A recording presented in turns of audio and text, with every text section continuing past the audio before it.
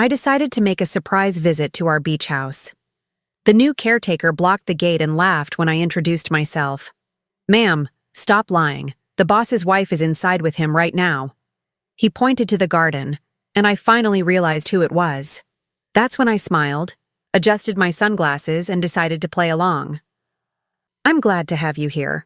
Follow my story until the end and comment the city you're watching from, so I can see how far my story has reached." I had been looking forward to this surprise visit to our beach house for weeks. After 38 years of marriage, Spencer and I had developed a comfortable routine, but lately, something felt different about him. Distant, secretive, always checking his phone, taking calls in another room, claiming work emergencies that seemed to happen more and more frequently. At 64, I wasn't naive about the realities of long marriages. I had friends whose husbands had wandered, and I had always prided myself on knowing Spencer better than anyone. We had built something solid together, weathered storms that would have broken weaker couples. But these past few months, an uncomfortable feeling had been growing in the pit of my stomach, a whisper I kept trying to silence. So when Spencer announced another last-minute business trip to Seattle, something inside me snapped. Instead of my usual understanding nod, I decided to drive down to our beach house in Carmel. Maybe I needed some time alone, some ocean air to clear my head. Or maybe, deep down, I already suspected what I might find. The 3-hour drive from San Francisco gave me time to think, to watch the coastline unfold and remember happier times. Spencer and I had bought the beach house 15 years ago, back when his architectural firm was thriving and my interior design business was taking off. It had been our sanctuary, our weekend escape from the city's demands. The house sat on a bluff overlooking the Pacific, a sprawling modern structure that Spencer had designed himself. Floor-to-ceiling windows, clean lines, a deck that seemed to float above the waves. I had chosen every piece of furniture, every fabric, every detail that made it feel like home. It was ours in a way that our city house, inherited from Spencer's family, never quite was. As I turned onto the private drive that led to our property, I felt that familiar surge of peace that came with arriving at the beach house. The late afternoon sun painted everything golden, and I could already hear the distant crash of waves below the bluff. But my peace shattered the moment I reached our gate. A young man I didn't recognize stood blocking the entrance, his arms crossed over his muscled chest. He looked to be in his 30s, with the kind of deep tan that spoke of outdoor work, and the confident stance of someone who knew exactly where he belonged. I rolled down my window, assuming Spencer had hired new security without mentioning it. "Excuse me, I need to get through to my house." The man laughed, actually laughed, as if I had just told him the most amusing joke. "Ma'am, I'm going to have to ask you to move along. This is private property." "Yes, I know it's private property. It's my property." I kept my voice calm, though irritation was beginning to build. "I'm Lorene Hartwell. This is my beach house." His laughter grew louder, and he slapped his thigh like I was performing in some comedy show. "Ma'am, please, stop lying. The boss's wife is already inside with him right now." He gestured toward the house with obvious amusement. "Nice try, though. You're not the first person to try this trick." My heart stopped. The boss's wife. Spencer was inside with his wife. But I was his wife. I followed the direction of his pointing finger, and that's when I saw her. A woman with long auburn hair was visible through the living room's massive windows, moving around my kitchen like she owned it. Even from this distance, I could see she was younger than me, probably in her 40s, wearing one of those flowing white sundresses that looked effortless and expensive. The woman moved with complete familiarity through my space, opening cabinets that I had organized, touching things that belonged to me, and then Spencer appeared beside her, his arm sliding around her waist with an intimacy that made my stomach clench. I had found my husband with another woman in our home, and somehow, I was the one being treated like an intruder. The young man was still talking, still finding my presence hilarious. "Look, lady, I don't know what game you're playing, but Mr. Hartwell and his wife Amelie are having a private weekend. They specifically asked not to be disturbed. Amelie, Even her name sounded young and fresh and nothing like Lorene. Something shifted inside me in that moment. The shock, the hurt, the humiliation, it all crystallized into something else. Something sharper. I looked at this young man who was so confident in his knowledge of who belonged in my house, who was so amused by what he saw as my desperate lie, and I made a decision. "Oh my goodness," I said, letting embarrassment color my voice. "I'm so sorry. You're absolutely right." I fumbled in my purse, buying time to think. "I'm actually looking for work. I heard Mrs. Hartwell might need help with the house, and I thought I'd stop by. I guess I got confused about which house was which." The man's demeanor changed immediately. The mockery faded, replaced by something approaching sympathy. "Oh, well, that's different. I'm Darius, by the way. I'm the new caretaker here." He extended his hand through my car window. "What kind of work are you looking for?" "Housekeeping, cooking, general help," I said, the lie flowing more easily than I expected. "I have excellent references. I've been working for wealthy families in the area for years." Darius nodded thoughtfully. "You know what? They might actually need someone. Mrs. Hartwell was just saying how much work it is to maintain a place this size." He glanced back at the house. "Why don't you come back tomorrow morning? I'll mention it to them tonight." "That would be wonderful," I said, already planning my return. "What time would be good?" "Come around 9. They usually have breakfast on the deck, and Mrs. Hartwell likes to plan her day early." Mrs. Hartwell. This woman was living my life, sleeping in my bed, eating breakfast on my deck, and everyone around her was calling her by my name. I thanked Darius and drove away, my hands shaking on the steering wheel. I made it about a mile down the coastal highway before I had to pull over. The reality of what I had just discovered hit me like a physical blow, and I found myself gripping the steering wheel and sobbing. Spencer wasn't just having an affair. He was living a completely different life. One where I didn't exist at all. This woman, Amelie, wasn't just visiting our beach house. She was inhabiting it, claiming it, being treated as if she belonged there more than I did. But as the tears subsided and the sun began to set over the Pacific, I realized something else. I had been handed an opportunity. Tomorrow, I would walk into my own house as a stranger. I would see exactly what my husband's real life looked like when he thought I wasn't watching, and then I would decide what to do about it. The drive back to the city passed in a blur of planning. I would need to look different tomorrow, dress down, maybe change my hair. I would need a story, references, a background that would hold up under casual scrutiny. Most importantly, I would need to prepare myself for whatever I might discover. Because something told me that what I had seen today was just the beginning. I barely slept that night. Every time I closed my eyes, I saw Amelie moving through my kitchen, Spencer's arm around her waist, Darius laughing at me like I was some delusional stranger. By 5 a.m, I gave up on sleep and started preparing for what might be the most important performance of my life. I had spent hours the night before creating my disguise. Nothing dramatic. I wasn't trying to fool Spencer. Just his new life. I pulled my shoulder-length silver hair back into a simple bun, chose my most conservative clothes, and put on the kind of sensible shoes I hadn't worn in years. In the mirror, I looked like exactly what I was pretending to be. A woman who needed work and was grateful for any opportunity. The drive back to Carmel felt surreal. I was returning to my own home as an applicant for a job in my own house. The irony would have been funny if it wasn't so devastating. Darius was waiting at the gate when I arrived at exactly 9 o'clock. He greeted me with a friendly wave and walked me up to the front door, the same door I had walked through hundreds of times, usually loaded down with groceries or weekend bags or flowers from our city garden. "Mrs. Hartwell is having her coffee on the deck," Darius said as we approached the house. "She's really excited to meet you. I told her you had great experience with families like theirs." Families like theirs. In my own house. The interior of the beach house looked different somehow, though I couldn't immediately pinpoint why. Small changes, subtle shifts that spoke of another woman's presence, a different arrangement of pillows on the sofa I had chosen, books I didn't recognize on the coffee table, a vase of lilies where I always kept roses, But it was more than the physical changes. There was an energy in the house that felt foreign to me, as if the very walls had forgotten who their real owner was. Darius led me through the living room toward the deck, and I caught my breath. Through the sliding glass doors, I could see them clearly for the first time.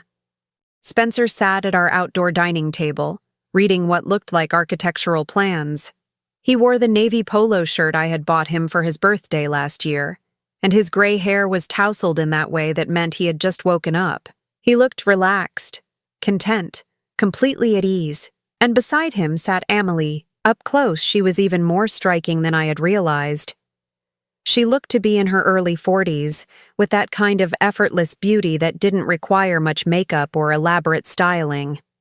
Her auburn hair caught the morning light, and she moved with the kind of confidence that comes from knowing you're exactly where you belong. She was wearing one of my silk robes. The sight of it hit me like a physical blow. That robe had been an anniversary gift from Spencer 3 years ago, bought during a trip to Italy. I had treasures it, worn it on special mornings, lazy Sunday breakfasts, quiet evenings when we wanted to feel elegant even in our private moments. Now this woman was wearing it like it had always been hers. "Mrs. Hartwell," Darius called out as we stepped onto the deck. "This is the woman I mentioned. She's looking for housekeeping work."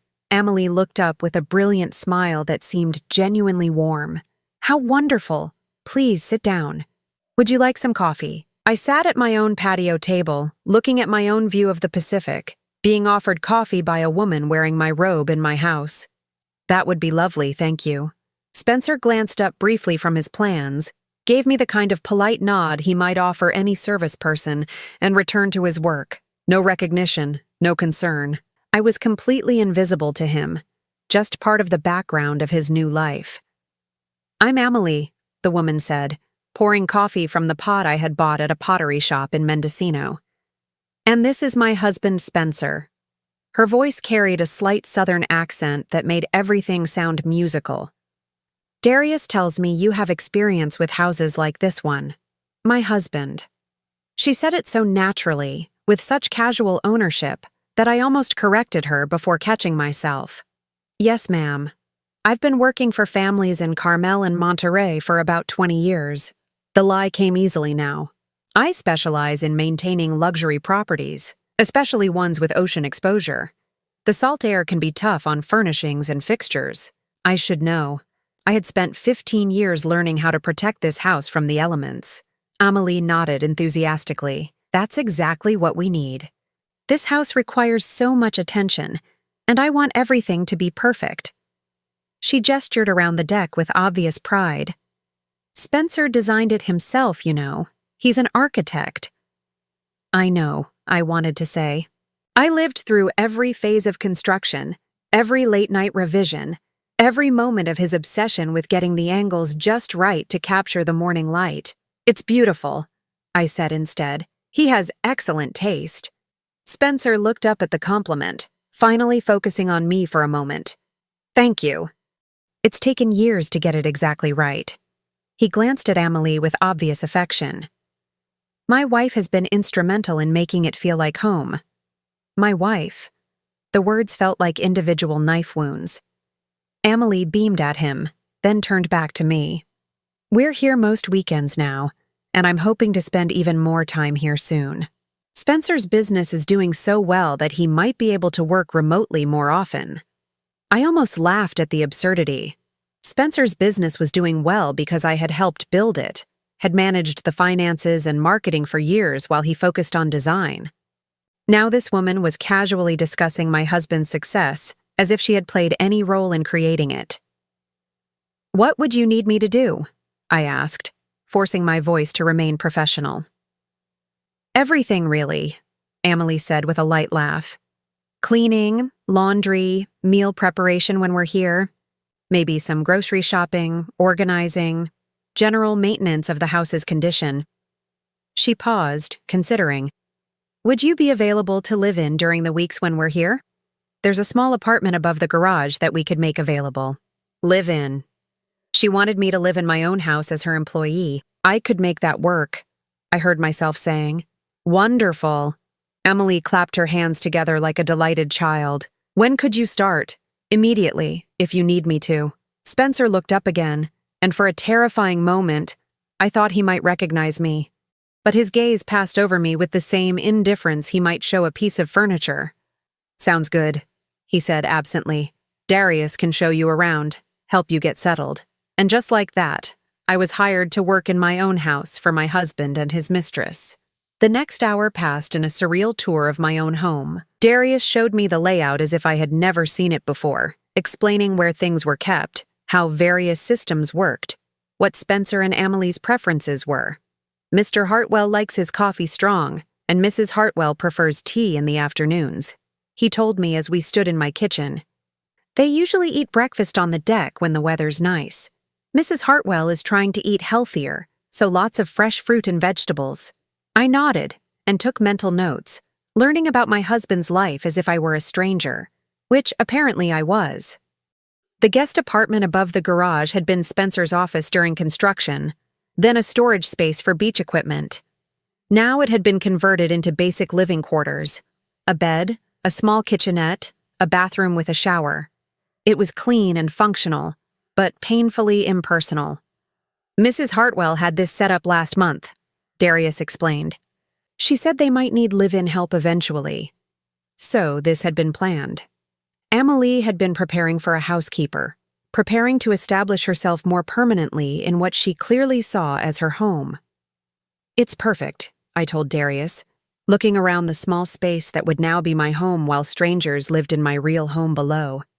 As evening approached and I settled into the guest apartment, I found myself staring out the small window at the house below.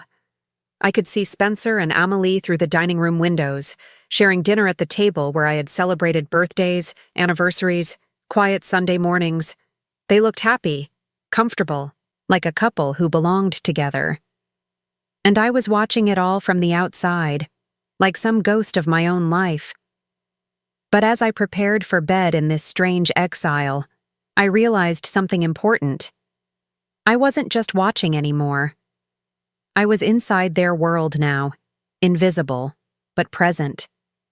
I would see everything, hear everything, learn exactly what my husband's real life looked like. Tomorrow, I would start cleaning my own house for another woman. I would wash my husband's clothes for him to wear on dates with his mistress. I would prepare meals in my kitchen for people who had stolen my life. But I would also be gathering information, watching, learning, and eventually, when I knew everything there was to know about their perfect little charade, I would decide exactly how to destroy it. I had been living in my own house as a stranger for 2 weeks when I overheard the conversation that changed everything. What I had initially thought was a simple affair, devastating as it was, turned out to be something far more sinister. The routine I had fallen into was both comforting and torturous. Every morning I would wake in the small apartment above the garage and prepare to serve the people who had stolen my life. I made their coffee, prepared their meals, cleaned their messes, and listened to their casual conversations about a future that apparently didn't include my existence. Spencer had fallen completely into the role of Amelie's devoted husband. He brought her flowers, kissed her goodbye when he left for his supposed business meetings, held her hand during their evening walks on the beach. If I didn't know better, I would have believed they were genuinely in love, but I was starting to notice things that didn't quite fit. Amelie received frequent phone calls that she always took in private, stepping out onto the far end of the deck or into the bedroom when her phone rang. Spencer often worked late into the night on projects that seemed to have nothing to do with his architectural firm. And sometimes, when they thought I was out of earshot, their conversations took on an intensity that seemed at odds with their public affection. It was a Thursday morning when everything fell apart. I was in the laundry room, folding clothes that Spencer had worn during romantic dinners with his mistress, when I heard raised voices from the bedroom. The laundry room shared a wall with the master suite, and the ocean breeze had blown their window open. "You promised me it would be finished by now," Amelie was saying, her voice sharp with frustration. "I've been playing house for months, Spencer. Months." "These things take time," Spencer replied, but there was tension in his voice I had rarely heard before. "We have to be careful. One mistake and everything falls apart. I'm tired of being careful. I'm tired of pretending to be the loving wife for your little shows. When is she going to be completely out of the picture? My hands stilled on the shirt I was folding. They were talking about me. Soon, Spencer said. The papers are almost ready. Once they're filed, Lorene will be legally declared dead, and we can move forward with everything. The shirt slipped from my hands. Legally declared dead. They weren't just planning to divorce me or steal my assets. They were planning to erase me from existence entirely. How much longer? Emily pressed, because I'm getting real tired of this charade. Living in her house, wearing her clothes, pretending to be grateful for her furniture and her decorations. It's creepy, Spencer. Just a few more weeks, Spencer said.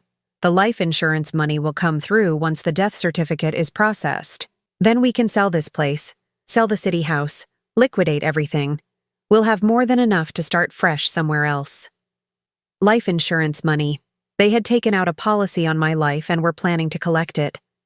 And you're sure about the boat? Emily asked. No one will ever find it? The boat went down in international waters during that storm 3 months ago, Spencer said matter-of-factly.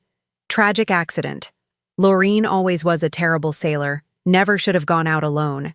By the time anyone realizes she's missing, there won't be anything left to find. I gripped the edge of the laundry table to keep from falling. 3 months ago. The weekend Spencer had told me he needed to go to a conference in Los Angeles. The weekend I had planned to surprise him at the beach house but changed my mind at the last minute because of a terrible headache. They had been planning this for months. They had expected me to be dead already. I still think we should have just done it clean, Amelie was saying. Made it look like an accident here at the house.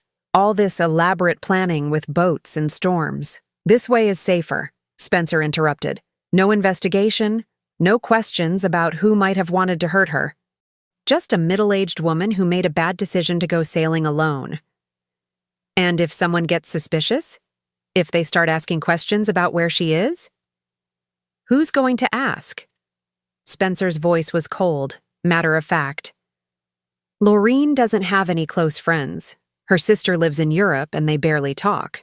Her business associates will assume she's taking time off after the tragedy. By the time anyone thinks to look for her, we'll be long gone. I realized with horror that he was right. In the past few years, I had let most of my friendships fade, focused so completely on our marriage and my work that I had isolated myself without realizing it. Spencer had encouraged that isolation, I now understood, had praised me for being so dedicated, so focused on our life together. He had been preparing for this for years. What about the housekeeper? Emily asked, and my blood turned to ice. She's been here every day. What if she starts asking questions? What questions could she possibly ask? Spencer laughed, and the sound made my skin crawl. She's a domestic worker, Emily. She cleans and cooks and minds her own business. Besides, once we're gone, she'll just find another job. People like that don't get involved in their employers' personal lives. People like that. As if I were some subhuman species incapable of curiosity or concern. I suppose, Emily said, though she sounded unconvinced. But I don't like having her around. She's always watching, always listening. Sometimes I catch her looking at things like she recognizes them. You're being paranoid, Spencer said. She's probably just admiring the house. These people dream of living in places like this. These people. I had shared a bed with this man for 38 years, and he spoke about working-class people like they were a different species. Maybe, Emily said, but I'll be glad when we can get rid of her. Soon, Spencer promised. Once the insurance money comes through and we're ready to leave, we'll pay her off and send her away. She'll never know what happened here. Their voices grew quieter, moving away from the window, and I realized they were probably embracing, comforting each other after their planning session about my murder. I stood in that laundry room, surrounded by the domestic detritus of their fake life, and tried to process what I had just learned. This wasn't just an affair. This wasn't even just about stealing my assets. They had planned to kill me, to make it look like an accident, and to walk away with everything I had worked for. The only reason I was still alive was because I had gotten a headache 3 months ago. My hands were shaking so badly I could barely fold the remaining clothes. I needed to get out of the house, needed to think, needed to figure out what to do with this information. But as I gathered the laundry and prepared to leave the room, I heard Spencer's voice again, closer to the window. "Did you remember to call Marcus about the boat disposal?" he was asking. "Already done," Emily replied. "He'll have it completely dismantled by the end of the week. No evidence it ever existed." Marcus. They had accomplices. This wasn't just Spencer and Emily acting alone. They had help. Professionals who knew how to make evidence disappear. And the documentation for her final sailing trip? Perfect. Credit card receipts for fuel, marina records, even a witness who saw a woman matching Lorraine's description leaving the harbor alone that morning. Emily's voice held a note of pride. If anyone ever investigates, they'll find a clear trail leading to a tragic accident. They had created an entire false history of my final days. Somewhere in their files were documents showing that I had rented a boat, bought fuel, sailed out into dangerous waters during a storm. Someone had been paid to lie about seeing me that day. "You've thought of everything," Spencer said with obvious admiration. "I learned from the best," Emily replied, and there was something in her tone that made me pause. "Rebecca was different," Spencer said quietly. "That was messier." Rebecca. Who was Rebecca? At least with Rebecca, we didn't have to wait months for the insurance investigation, Emily said. Car accidents are so much simpler to stage. Car accidents, insurance investigations. They had done this before. Rebecca was impatient, Spencer said. She wanted to move too fast, take too many risks. You're smarter than that. I gripped the door frame, my legs suddenly weak. Spencer wasn't just planning to kill me. He was a serial killer, a man who seduced women, married them, then murdered them for their money. And Amelie wasn't his latest victim. She was his partner. How many others? I whispered to myself, then realized with terror that I had spoken aloud. But they were moving away from the window again, their voices fading as they went deeper into the bedroom. I didn't think they had heard me, but I couldn't be sure. I finished my tasks on autopilot, my mind racing with the implications of what I had discovered. Spencer wasn't just my cheating husband. He was a calculating murderer who had been planning my death for months, maybe years. And I was trapped in my own house with him, disguised as a servant, completely at his mercy if he ever realized who I was. That evening, as I served them dinner on the deck, I watched their faces in the candlelight and saw them clearly for the first time. Spencer, the man I had loved and trusted for nearly 4 decades, was a monster who saw me as nothing more than a financial opportunity. And Amelie, with her warm smiles and gracious manners, was his willing accomplice in murder. They ate their meal and made pleasant conversation about their plans for the weekend, while I stood nearby refilling their wine glasses and planning how to stay alive long enough to expose them. Because now I knew the truth. And the truth was so much worse than I had ever imagined. After discovering Spencer and Amelie's plan to murder me, I knew I had to act fast. But I also knew I had to be smart about it. Going to the police with a story about overhearing my supposedly dead husband planning my murder while disguised as his housekeeper would sound like the ravings of a madwoman. I needed proof. Hard evidence that would be impossible to dismiss or explain away. The next morning, I began my investigation in earnest. While Spencer was in the shower and Amelie took her usual morning walk on the beach, I slipped into their bedroom and searched through Spencer's briefcase. My hands shook as I rifled through architectural plans and business documents, looking for anything that might connect him to insurance fraud or the mysterious Rebecca they had mentioned. What I found was worse than I had imagined. Buried beneath legitimate architectural contracts was a manila folder labeled Personal Insurance Matters. Inside were life insurance policies, not just mine, but 3 others. Rebecca Martinez, age 42, Diane Thornfield, age 51, Susan Walsh, age 48. 3 women, all around middle age, all with substantial life insurance policies listing Spencer as the beneficiary. And according to the dates on the death certificates also tucked into the folder, all 3 had died within the past 8 years.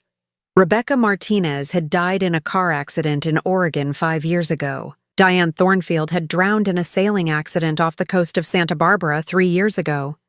Susan Walsh had died in a house fire in Colorado 2 years ago. All accidents, all involving wives of Spencer Hartwell, architectural consultant, who had collected substantial life insurance payouts after their tragic, untimely deaths. My husband wasn't just planning to kill me. He was a serial killer who had been murdering wives for money for years. With trembling hands, I used my phone to photograph every document in the folder. The insurance policies, the death certificates, bank records showing the insurance payouts being deposited into accounts in Spencer's name. Everything that proved his pattern of murder. But as I was photographing the last document, I heard footsteps in the hallway. Spencer was getting out of the shower earlier than usual. I quickly shoved the papers back into the folder, making sure everything was in the exact order I had found it, and slipped out of the bedroom just as Spencer emerged from the bathroom, a towel around his waist. "Oh, excuse me, Mr. Hartwell," I said, grabbing a spray bottle from my cleaning supplies. "I was just going to dust the bedroom, but I can come back later." "No problem," he said absently, not really looking at me. "Just give me 10 minutes to get dressed." I retreated to the hallway, my heart pounding so hard I was sure he could hear it. I had the evidence I needed, but I also realized how much danger I was in. If Spencer ever suspected what I had discovered, I wouldn't live long enough to use it. Over the next few days, I continued gathering evidence with the methodical precision of someone whose life depended on it. Because it did. I discovered that Amelie had her own folder hidden in the bedroom closet, tucked inside a shoebox behind her summer clothes. This folder contained what appeared to be detailed dossiers on Spencer's previous wives, including photographs, financial information, and personal details that would have taken months of surveillance to gather. Rebecca Martinez had been a successful real estate agent with no close family and a substantial investment portfolio. Diane Thornfield had been a divorced financial advisor with a teenage daughter who lived with her ex-husband.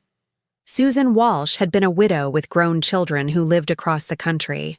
The pattern was clear. Spencer targeted middle-aged women with money, but limited family connections.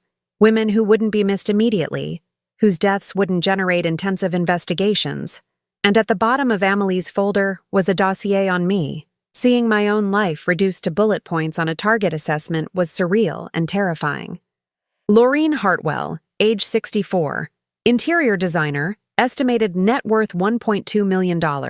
No children, sister lives in London, limited social connections. Husband reports she has become increasingly reclusive in recent years. Increasingly reclusive. Spencer had been isolating me systematically, encouraging me to decline social invitations, to focus on our marriage instead of maintaining friendships. I had thought he was being romantic, wanting to spend more time together. Instead, he had been preparing me for murder. But the most chilling discovery was Amelie's own background. According to documents I found in her personal files, her real name was Amanda Kellerman, and she had a criminal record going back 15 years. Fraud, identity theft, conspiracy. She wasn't just Spencer's latest wife, she was a professional con artist who specialized in insurance scams. The two of them were a team, predators who had been working together to systematically murder wealthy women for their money. I also discovered their immediate plans. Among Spencer's papers was a detailed timeline for my death. According to their schedule, I was supposed to have died 3 months ago during a sailing accident. My memorial service had already been planned, scheduled for next month to give time for the insurance investigation to conclude. But what terrified me most was finding their backup plan. If the sailing accident couldn't be arranged, they had alternative scenarios ready. A hiking accident on one of my favorite trails. A home invasion at our city house. Even a medical emergency that could be induced with untraceable drugs. They weren't going to give up. If I didn't disappear soon, they would find another way to kill me. I photographed everything, uploading the images to a secure cloud storage account I created under a false name. But I knew that evidence alone wouldn't be enough. I needed to catch them in the act, get them to confess their crimes in a way that could be recorded and verified. The opportunity came sooner than I expected. On Friday evening, Spencer received a phone call that agitated him visibly. I was serving dinner when his phone rang, and I watched his face change from relaxed contentment to sharp concern. "When?" he said tersely. "How much does she know?" He listened for several minutes, his jaw tightening with each passing second. Finally, he hung up and turned to Amelie with an expression I had never seen before. Pure, calculating rage. "We have a problem," he said quietly. "What kind of problem?" Amelie set down her fork, immediately alert. That was Marcus. Someone's been asking questions about Rebecca Martinez's death. Her daughter hired a private investigator. Rebecca's daughter, the teenage girl who had been living with her father when her mother died. She was older now, old enough to start questioning the convenient timing of her mother's death. "How much does the investigator know?" Amelie asked. "Too much. He's connected Rebecca to Diane, and he's starting to ask questions about my involvement with both of them." Spencer ran his hands through his hair. "We need to move up our timeline." "Move it up how much?" Amelie's voice was steady, but I could see tension in her shoulders. "We finish this weekend," Spencer said. "We can't wait for the insurance declaration anymore. We stage Lorene's accident now, tonight, and then we disappear. Tonight. They were planning to kill me tonight." I forced myself to continue serving their meal as if I hadn't heard anything, but inside I was screaming. All my evidence gathering, all my careful planning, none of it would matter if I didn't survive the next few hours. "What about the housekeeper?" Amelie glanced in my direction. "We'll have to include her," Spencer said matter-of-factly. "Make it look like they were both in the wrong place at the wrong time. Home invasion gone wrong, maybe. Or a gas leak explosion. Include her." He was planning to kill me twice, once as Lorene Hartwell, his wife, and once as Margaret Chen, the housekeeper who had been unfortunate enough to witness something she shouldn't have. I finished serving their dinner and retreated to the kitchen, my mind racing. I had hours, maybe less, before they put their plan into action. I needed to get evidence of their immediate plan, something that would prove they were about to commit murder. As they finished eating and moved to the living room for after-dinner drinks, I slipped my phone into recording mode and found a position where I could hear their conversation clearly. "So what's the plan?" Amelie was asking. "How do we stage it so both of them are taken care of?" "Gas leak," Spencer said without hesitation. "I'll disconnect the line to the stove, let gas build up in the kitchen overnight. In the morning, when the housekeeper comes in to make coffee, any spark will set off an explosion. Both bodies will be found together. Tragic accident. No survivors to tell a different story. And we'll be where? Already on the road to Mexico. I've got new identities ready. Cash reserves in offshore accounts. By the time the fire department finishes investigating, we'll be somewhere with no extradition treaties. What about the investigation into Rebecca? Won't matter once we're gone. Let them investigate all they want. There won't be anyone left to prosecute. I had it. A recorded confession to their plan to murder me and frame it as an accident. But I also realized that I was running out of time. Once they went to bed, Spencer would disconnect the gas line, and by morning, this house would be a crater and I would be dead. I couldn't run. They would notice if I disappeared, and they would know their plan had been compromised. I couldn't call the police from the house. They would hear me. But I had one advantage they didn't know about. I wasn't just Margaret Chen, the housekeeper who happened to overhear their plan. I was Lorene Hartwell, the woman they thought they had already killed. And unlike his previous victims, I knew exactly who Spencer really was and what he was planning to do.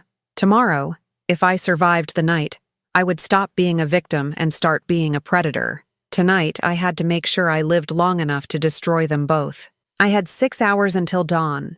6 hours before Spencer would disconnect the gas line and turn my own house into my tomb.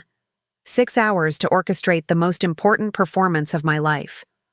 After retreating to the guest apartment above the garage, I spent the first hour uploading all my evidence to multiple cloud storage accounts and emailing copies to myself at various addresses. If something went wrong, if I didn't survive the night, at least there would be a record of what Spencer and Amelie had done. But I didn't intend to die tonight. Instead, I was going to give them exactly what they wanted. with a twist they would never see coming. At 2 in the morning, I crept out of the apartment and made my way to the main house. Spencer and Amelie were asleep in my bedroom, probably dreaming about the new life they would start after my murder. The house was dark, except for the soft glow of emergency lighting along the hallways. I knew every inch of this house, every creaking floorboard, every door that squeaked. I had lived here for 15 years, and now that intimate knowledge was going to save my life. My first stop was Spencer's home office, where he kept his backup files and emergency documents. I knew his filing system better than he did. I had organized it myself years ago. In the bottom drawer of his desk, behind folders of old tax returns, I found what I was looking for, a thick envelope labeled Emergency Protocols. Inside were new identities for both Spencer and Amelie, complete with passports, birth certificates, and social security cards. Spencer would become Robert Hamilton, architectural consultant. Amelie would become Sarah Hamilton, his devoted wife. They even had matching wedding rings tucked into the envelope, ready to replace the ones they wore now. But more importantly, I found their escape route. Detailed directions to a private airstrip 40 miles inland, where a plane would be waiting at 6 in the morning to take them to Mexico. From there, they would travel to Costa Rica, where Spencer apparently owned a villa under one of his false identities. They had been planning this escape for months, maybe years. Every detail had been considered, every contingency planned for, except one. They had never planned for their victim to fight back. I photographed the documents and returned them to exactly where I had found them. Then I made my way to the kitchen, where Spencer planned to disconnect the gas line in a few hours. But I had a different plan. Working by the light of my phone's flashlight, I carefully examined the gas connections behind the stove. Spencer's plan was simple but effective. Disconnect the line, let gas build up overnight, and wait for the first spark in the morning to cause an explosion that would destroy all evidence of his crimes. Instead, I did something he would never expect. I loosened the connection just enough to create a small leak, not enough to cause an explosion, but enough to trigger the gas detection system I had installed 2 years ago after a neighbor's house had suffered a gas leak. Spencer had complained about the expense at the time, calling it unnecessary paranoia. Tonight, my paranoia would save my life. The detector would start sounding its alarm around 5 in the morning, giving me time to discover the leak and save Spencer and Amelie from a tragic accident. I would be the hero, not the victim. But that was only the first part of my plan. Next, I made my way to Spencer's car, parked in the circular driveway. Using skills I had learned during a brief rebellious period in college, I carefully disabled his engine in a way that would seem like a mechanical failure rather than sabotage. When Spencer tried to leave for the airstrip in the morning, his car wouldn't start. Then I called the one person I knew I could trust, Detective Sarah Morrison of the Monterey County Sheriff's Office. Sarah and I had become friends years ago when her department was investigating a burglary at one of my design projects. We had stayed in touch, and I knew she would listen to me, even at 3 in the morning. "Sarah," I whispered when she answered her phone. "I need your help. I'm about to stop a murder." "Lorene, Jesus, what time is it? Are you okay?" "I'm fine, but I won't be for much longer. I need you to trust me and do exactly what I ask, without questions." I gave her the abbreviated version. My husband was planning to kill me for insurance money. I had evidence of multiple previous murders, and they were planning to stage my death as a gas leak explosion this morning. "Where are you now?" Sarah's voice was instantly alert, all traces of sleep gone. "I'm at my beach house in Carmel." "But Sarah, you can't come here yet. I need to catch them in the act, get them to confess while you're listening. Otherwise, they'll just claim I'm a delusional woman making up stories about her husband. Lorene, this is too dangerous. If they're really planning to kill you, they think they already killed me," I interrupted. "They don't know I'm alive. That's my advantage." I explained my plan quickly. Sarah would position herself and her team outside the house at 5:30, just before the gas alarm was set to go off. I would record everything on my phone while she listened in through a conference call. When Spencer and Amelie revealed their plan or tried to stop me from saving them, Sarah would have probable cause to arrest them. "This is insane," Sarah said, but I could hear her writing notes. But if you're right about the previous murders, I'm right. I have all the evidence. Life insurance policies, death certificates, even their planned escape route. But I need them to incriminate themselves with you listening. Okay. But Lorene, if anything goes wrong, if you feel like you're in immediate danger, you run. Don't try to be a hero. Too late for that, I said. I've been a victim for 38 years without knowing it. Tonight, that ends. After hanging up with Sarah, I spent the remaining hours before dawn preparing for the confrontation that would either free me or kill me. I reviewed my evidence one final time, practiced what I would say to trigger Spencer and Amelie into revealing their plan, and wrote a final letter to my sister in London, just in case. At 5 a.m, I was back in the guest apartment, fully dressed and waiting. At 5:15, I called Sarah and put her on speakerphone, then muted my end of the call so she could hear everything that was about to happen. At 5:27, the gas detector began its piercing wail. I waited exactly 3 minutes, long enough for Spencer and Amelie to wake up and start panicking, before I burst through the main house's front door like a concerned employee responding to an emergency. "Mr. Hartwell! Mrs. Hartwell!" I shouted as I ran toward their bedroom.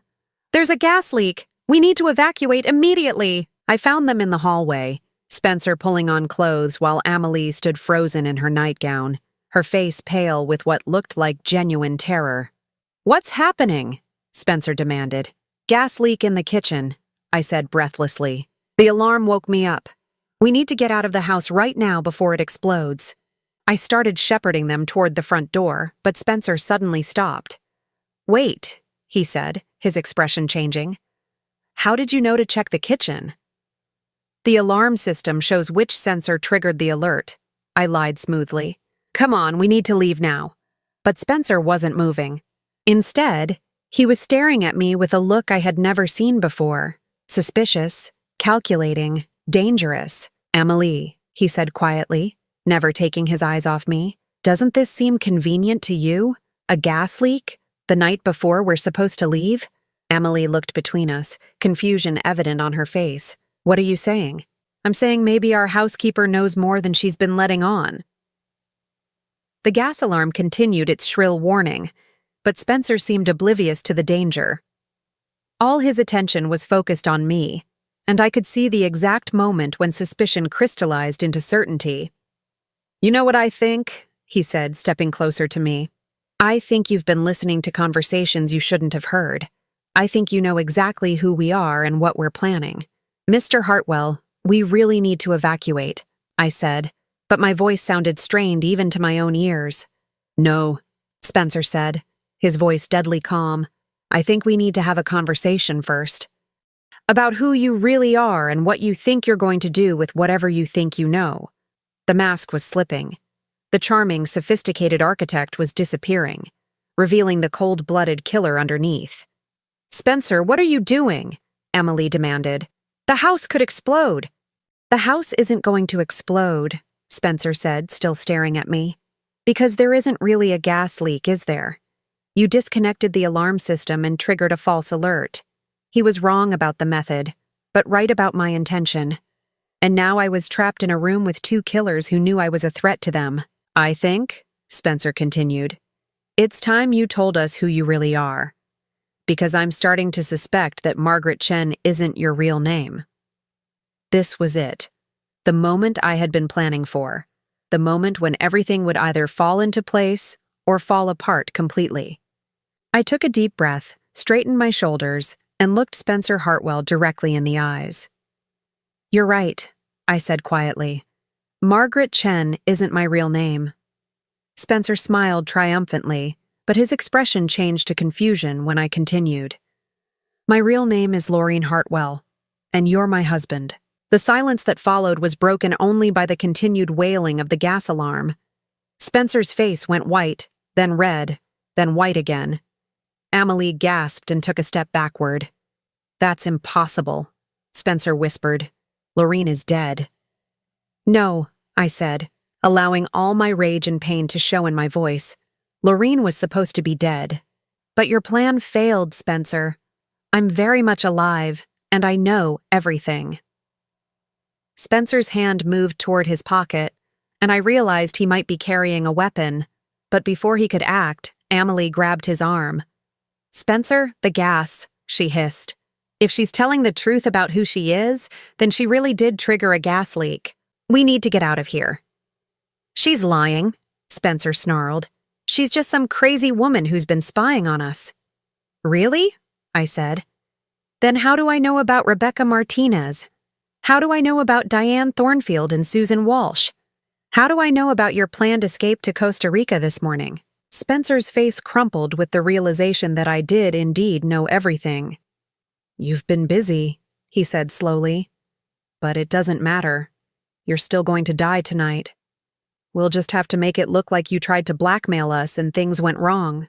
"No," I said firmly. "I'm not going to die tonight. But your plan is." I held up my phone, showing that it was recording. "Everything you've said in the past 10 minutes has been recorded and transmitted to Detective Sarah Morrison of the Monterey County Sheriff's Office. She and her team are positioned outside this house right now, waiting for my signal." Spencer lunged for my phone, but I was ready for him. I dodged backward, and he stumbled into the wall. "Sarah," I called out to my phone. "Now would be good." Within seconds, I could hear car doors slamming outside, followed by heavy footsteps on the front porch. "Monterey County Sheriff's Office, open the door." Spencer looked around wildly, like a trapped animal seeking escape. Amelie had sunk to the floor, her hands over her face. "It's over," I told them both. "All of it. Rebecca, Diane, Susan, they're all going to get justice now." The front door burst open, and Sarah Morrison entered with 3 other officers, weapons drawn. "Spencer Hartwell, Amanda Kellerman, you're under arrest for conspiracy to commit murder and insurance fraud," Sarah announced. As the officers handcuffed Spencer and Amelie, Spencer looked at me with pure hatred. "You think you've won?" he spat. "You have no idea what you've started. There are others involved in this, people who won't let you destroy everything we've built. Let them come," I said calmly. "I'm not afraid anymore." And for the first time in months, maybe years, that was completely true. 6 months later, I stood in the courtroom listening to the judge read Spencer's sentence. 3 consecutive life terms without the possibility of parole for the murders of Rebecca Martinez, Diane Thornfield, and Susan Walsh, plus an additional 25 years for conspiracy to commit murder and insurance fraud. Amelie, who had agreed to testify against Spencer in exchange for a reduced sentence, received 20 years. She would be 62 when she was released, assuming she lived that long. Prison was not kind to women who preyed on other women. The families of Spencer's victims were in the courtroom that day. Rebecca's daughter, now 22, had driven down from Oregon. Diane's sister had flown in from New York. Susan's son had taken time off from his job in Denver. They all thanked me afterward, with tears in their eyes, for giving them the closure they had never thought possible. "My mother always said something felt wrong about that car accident," Rebecca's daughter told me. "Thank you for proving she was right." I accepted their gratitude, but I knew the truth. I hadn't set out to get justice for those women. I had stumbled into it while trying to save my own life. But sometimes the best justice comes from the most unexpected places. The trial had been a media sensation, naturally. Husband's murder plot foiled by wife's secret investigation had been featured on every major news program. I had turned down interview requests and book deals, wanting nothing more than to disappear from public attention and rebuild my life in peace. The beach house had been sold within a month of Spencer's arrest. I couldn't bear to live there anymore, not after everything that had happened within those walls. Every room held memories of watching my husband plan my murder, of serving dinner to the people who wanted me dead. Instead, I had bought a small cottage in Mendocino, overlooking the ocean but far from the scene of my near destruction. It was simpler than the beach house, more authentic somehow. A place where I could be myself without the weight of Spencer's expectations and manipulations. I had also changed my name legally, not to something completely different, but to Laureen Margaret Hartwell, incorporating the identity I had assumed during those terrifying weeks as a housekeeper in my own home. Margaret Chen had been brave in a way that Laureen Hartwell had never been. She had fought back, taken risks, refused to be a victim. I wanted to honor that strength. My interior design business had initially suffered from the publicity surrounding the trial. Some clients were uncomfortable with the association, worried that hiring me would bring unwanted attention, but others were drawn to the story of a woman who had fought back against impossible odds. My client base had shifted, but it had also grown stronger, filled with people who understood survival and resilience. I was working on a project for one such client, a women's shelter that needed help creating spaces that felt safe and nurturing rather than institutional, when Detective Sarah Morrison called with news I had been both expecting and dreading. "We found Marcus," she said without preamble. "Spencer's contact, the one who helped dispose of evidence. He was arrested in Tijuana trying to cross into Guatemala. Marcus Reyes had been Spencer's connection to the criminal underworld, the man who arranged for boats to disappear, witnesses to be paid off, evidence to vanish without a trace. His arrest meant that Spencer and Amelie's entire network was finally being unraveled. He's talking," Sarah continued, "giving us details about other cases, other people Spencer worked with. It looks like your husband was part of something much bigger than we initially realized." I wasn't surprised. Spencer had always been a planner, someone who thought 10 steps ahead. It made sense that he would have built connections with other criminals, other people who could help him carry out his schemes. "How many others?" I asked, though I wasn't sure I wanted to know. "At least 6 more women over the past 15 years. Maybe more as we dig deeper." Marcus kept records, photographs, details about each case. He saw it as insurance, leverage he could use if Spencer ever tried to cut him out.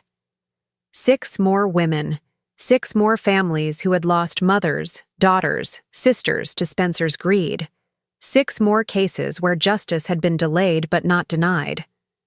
"Will you testify if we need you to?" Sarah asked. "Of course," I said without hesitation. "Whatever you need." After hanging up, I sat in my cottage's kitchen, drinking tea and watching the sunset paint the ocean in shades of gold and crimson. I thought about those 6 women, about the lives they should have lived, the families they should have had. I thought about Rebecca and Diane and Susan, whose voices had finally been heard. And I thought about the woman I had been before that day at the beach house, the woman who had trusted completely, who had never questioned Spencer's late-night phone calls or sudden business trips or gradual isolation of her from friends and family. That woman was gone, as surely as if Spencer had succeeded in his plan to kill her. In her place was someone harder, more suspicious, but also more alive. Someone who knew that survival sometimes required deception, that love could be a weapon, and that the people who claimed to protect you were sometimes the ones you needed protection from. The cottage felt peaceful in the gathering dusk. I had furnished it myself, choosing pieces that reflected my own taste rather than what would impress others. Nothing matched perfectly, but everything belonged. It was a home built for one person's comfort rather than a showcase designed to demonstrate wealth and status. I had learned to live alone without being lonely. I had learned to trust my instincts instead of dismissing them. I had learned that being careful wasn't the same as being paranoid, and that protecting yourself wasn't the same as being selfish. My phone buzzed with a text message from an unknown number. For a moment, my old paranoia flared. Could Spencer's criminal associates be trying to intimidate me? But when I opened it, I found a message from Rebecca Martinez's daughter. "Hi, Mrs. Hartwell. I wanted to let you know that we're having a memorial service for my mom next month to celebrate her life instead of mourning her death. Would you like to come? She would have wanted to thank you herself." I stared at the message for a long time, tears blurring my vision. In saving my own life, I had given those families something precious, the truth about what had happened to their loved ones. I had given them someone to hold accountable, someone to blame, someone to see punished for the crimes committed against their families.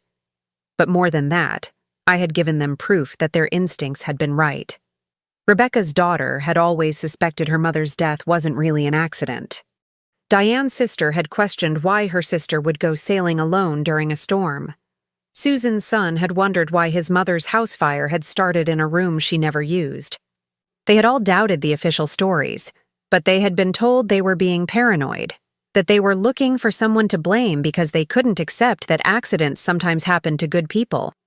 Now they knew they had been right to doubt, right to question, right to believe that something was wrong, even when everyone else told them to accept what had happened and move on. I typed back my response. I would be honored to attend. That evening, as I prepared for bed in my small cottage, I caught sight of myself in the bathroom mirror. The face looking back at me was different from the one I had seen 6 months ago. Older, yes, but also stronger, more defined. The soft, accommodating features I had worn for so many years had been replaced by something sharper, more determined. I looked like a woman who had survived something terrible and come out stronger on the other side. I looked like someone Spencer Hartwell would never have been able to manipulate or control. I looked like someone who would never again mistake isolation for love, or control for protection, or manipulation for care.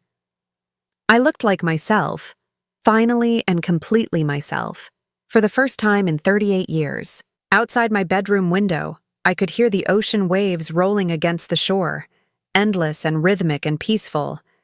The sound that had once been the backdrop to my planned murder was now the soundtrack to my freedom. Spencer was in prison, where he would die. Amelie was in prison, paying for her role in the deaths of innocent women. Marcus and the other members of their criminal network were being hunted down and arrested one by one. And I was here, in my own home, living my own life, free from the fear and manipulation that had defined my existence for so long. Tomorrow, I would continue building my new life. I would work on projects that mattered, spend time with people who valued me for who I really was, and make decisions based on my own needs and desires rather than someone else's expectations. Tomorrow, I would continue being Laureen Margaret Hartwell, survivor and fighter, the woman who had refused to let evil win. But tonight, for the first time and longer than I could remember, I would sleep peacefully, knowing that I was safe, that I was free, and that I had won. The game was over, and I was the only one left standing. Now I'm curious about you who listened to my story. What would you do if you were in my place? Have you ever been through something similar? Comment below.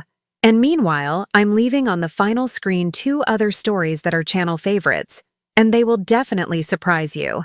Thank you for watching until here.